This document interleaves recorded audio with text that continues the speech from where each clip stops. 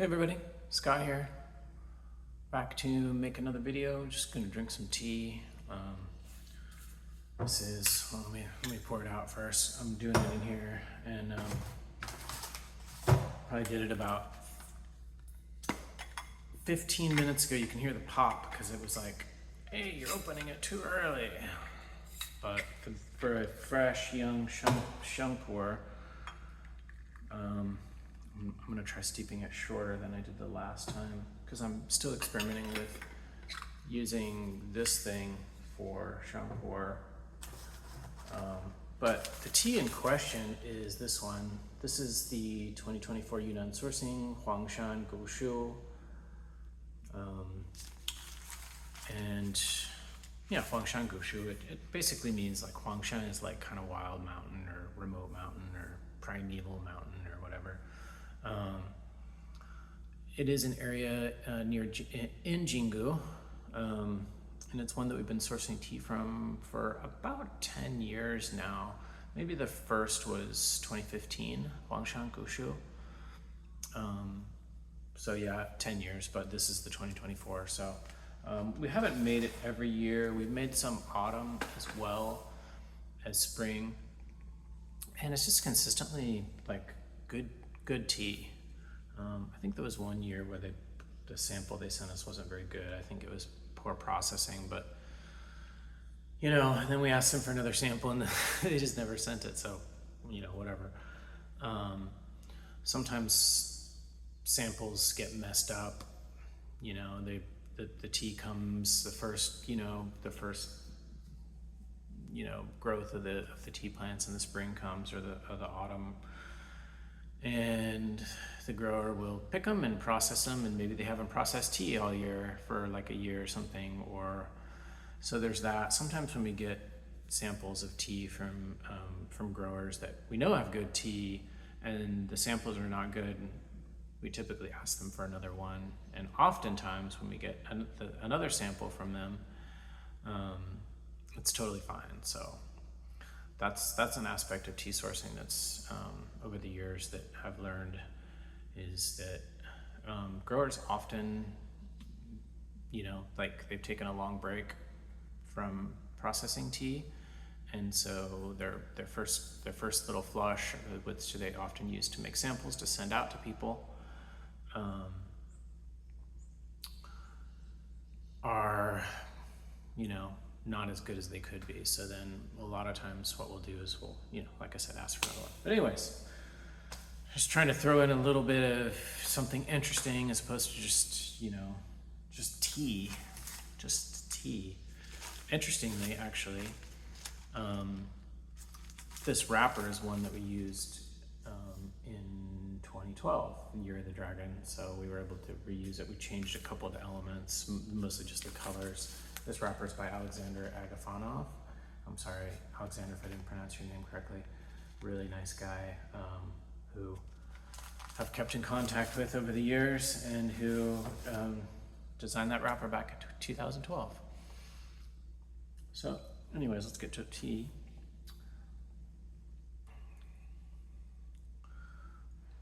This is eventually going to be a tea drinking area here, but I don't have any furniture.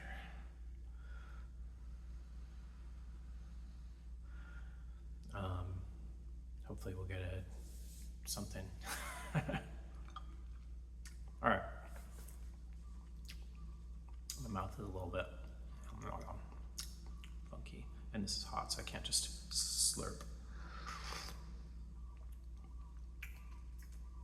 Oh, very, very hot. So I think what I'm gonna do, I'm gonna go grab another cup and pour out another cup so that we don't have to wait.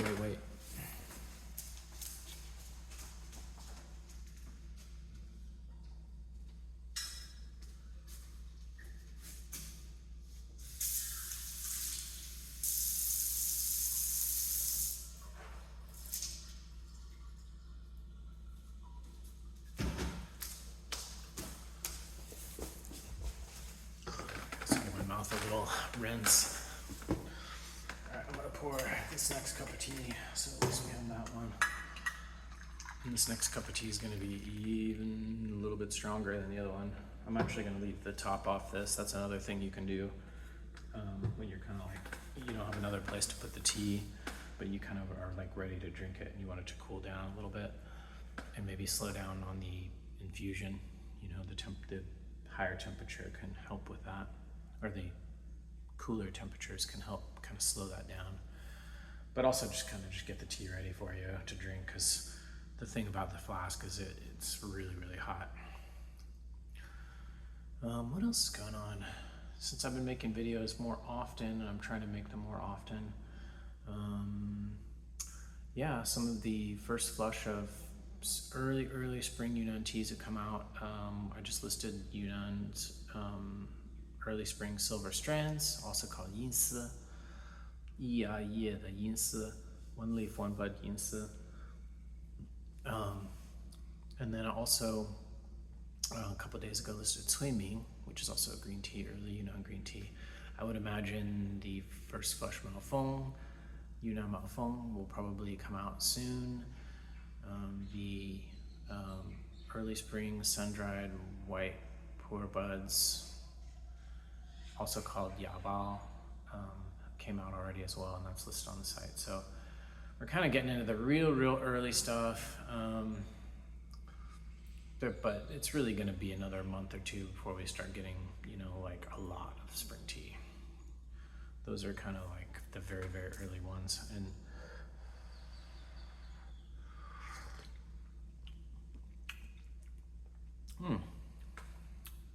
okay, so I did 5 grams in the Sama, and it's really good. It's not, I mean, granted, it's about 15, probably about 20 minutes in, just shy of 20 minutes. 5 grams. And it's really solid. It's not, this tea is also not super, it's not like a 7542, like a harsh plantation tea that is, you know, that you need to, you know, put it into some semi-wet storage or something like that to get it, or wait 20 years in Kunming, which is fine. I actually would prefer that, as you know. I like slow aging, it's fine with me. But with things like 7542, 8582, things like that, it's a long road, and you certainly wouldn't want to brew those in this kind of thing. Maybe at 20 years out. I've actually got some early 2000s 7542 from Taiwan. Maybe we can try in here and see. I tried a 2001 Xiaoguan 8653 in here, but I steeped it for like an hour, and it was good, but it was still like really strong.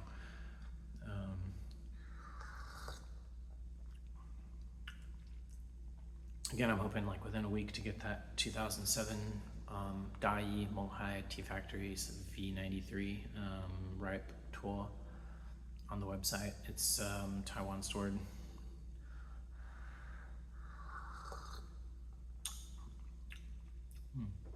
This is just such a nice, warm, buttery, thick tea. It does have, and it's really balanced too. It's not super bitter. It's not super astringent. It has those elements, but they're really balanced, and it's always like really full in the mouth. I think this is definitely a way more mellow tea compared to the one that I drank, the Pao tea. If you can decode the meaning of that, let me know in the comments below if you figured out. All right. First cup gone, second cup coming in. I can already feel the hunger coming on. People say that tea or Pu-erh tea or caffeine like doesn't make you hungry. Well, I think it makes me hungry. I don't know, maybe I'm just hungry. I'm always kind of like right on the edge of not having enough, like feeling like I just got the right amount of calories, which is good. Not to get too heavily into that stuff, but you know, running on fumes here and there isn't necessarily bad in terms of calories.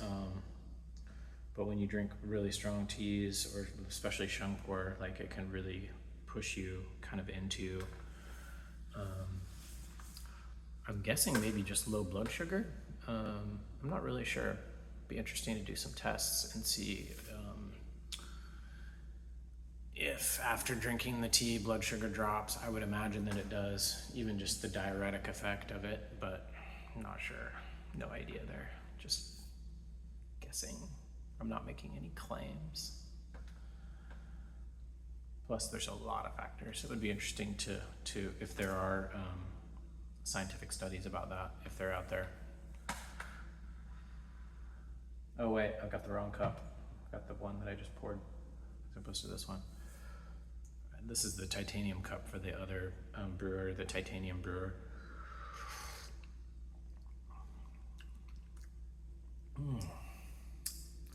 Very, very satisfying. It's nice too, because this tea is almost aged almost a year now. We were kind of late to press it because I was kind of fiddling around trying to figure out what wrapper to use.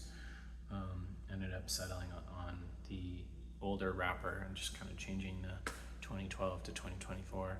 But I really like that older wrapper. It's so satisfying. It's just like, it's minimal. I like it. I do like a lot of what can be, like what we're doing now with a little bit more color. But it's nice to have some minimal ones too.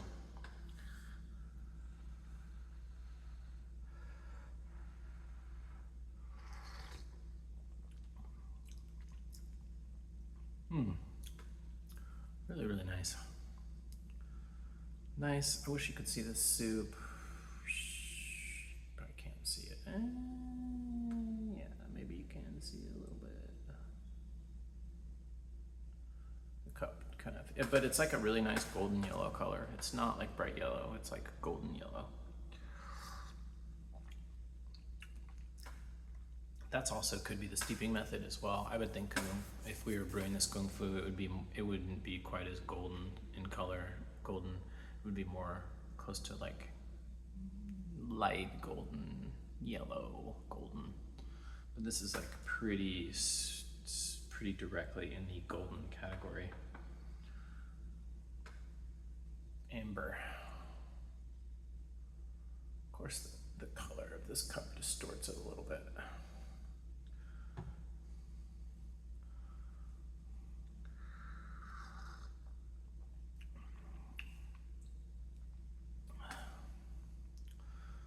Trying to think. Gosh. My mind is really empty today. Yesterday, well, let's see. Let's talk about music. That's my other favorite thing. Yesterday, I went for a walk in the evening, right around sunset. It was very nice. And I took my earphones and I listened to Hubert Law's. I believe it's called Afro Classic. It's got this awesome cover. It looks like a Greek, like whitewashed adobe type house, like right as it's about to get dark. It's called Afro Classic Blues. Hubert Law's Afro Classic. It's a CTI release, which I really, really enjoy. And I think it was arranged by Don Sebeski. And then I listened to Don Sebeski Giant Box, which has got all these great musicians. The Brecker Brothers and Freddie Hubbard and Ron Carter and Hubert Laws and Milt Jackson. It's got all these, it's kind of like a CTI All-Stars album. And I have to say, that's some really, really good stuff. Then I listened to Freddie Hubbard, First Light, another just outrageously good album. But then this morning I was like, slept good, and I was like, I want to listen to some metal. So I listened to Jorn, J-O-R-N, Jorn Land, Norwegian metal singer. And that's fun. He's got a really intense, growly voice, but really, really powerful.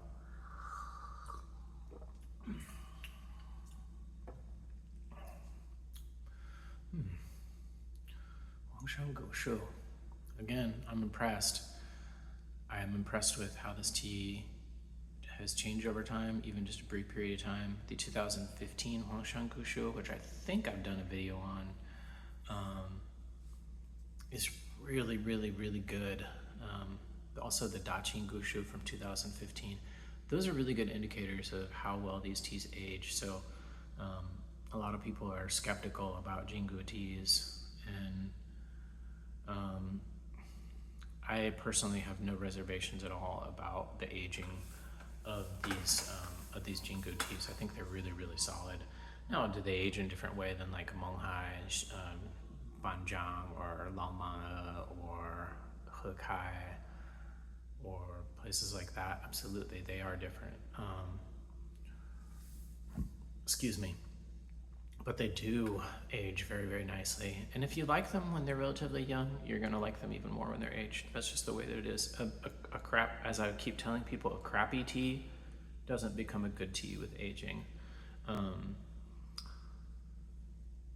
Teas like 7542, which are, quite harsh when they're young, they definitely do shift out of that harshness.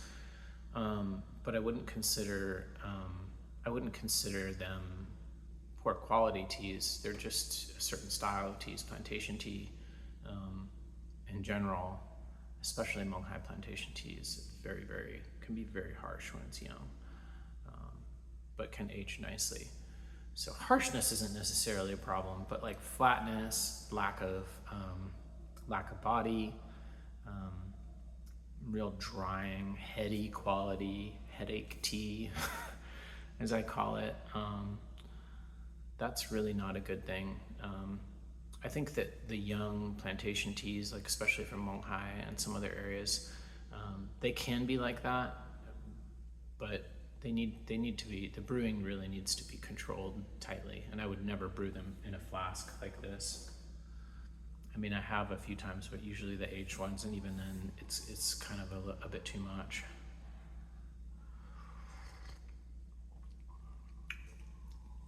Wow, the steep's even better actually, and this is the later steep, so that gives you a little bit of an indication about the steeping time for this one. I would say the steeping time, probably 5 grams, 20-25 minutes is probably ideal.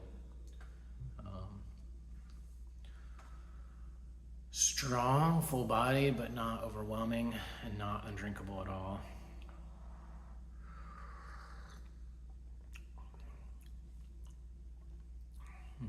That's good. Anyways, what's the other thing?